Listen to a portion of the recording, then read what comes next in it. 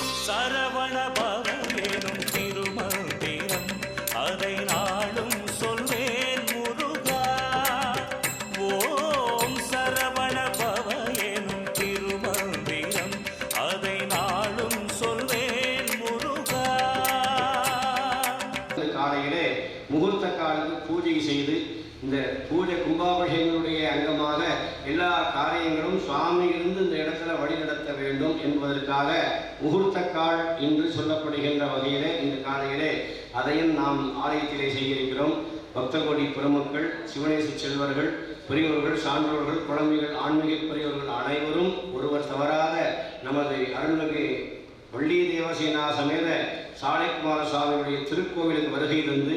எல்லா பூஜைகளிலும் பங்கேற்று இறைவனுடைய திருவுருளுக்கு பாத்திரராகும்படி ஆலயத்தின் சார்பாகவும் ஆலயத்திலே பணியாற்றக்கூடிய ஸ்தல அர்ச்சகருடைய சார்பாகவும் அன்போடு கேட்டுக்கொண்டு இப்பொழுது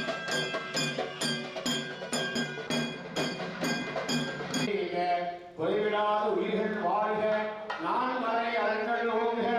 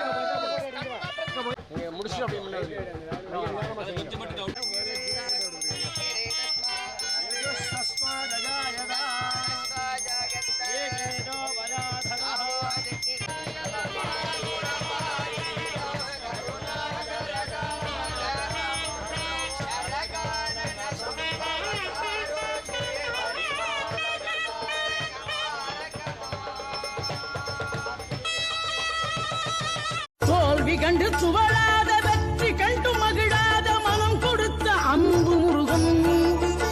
நீ தேடி வந்த பகையாவும் திசை மாறி போக செய்து என்னையாளும் செந்தில் குமரன்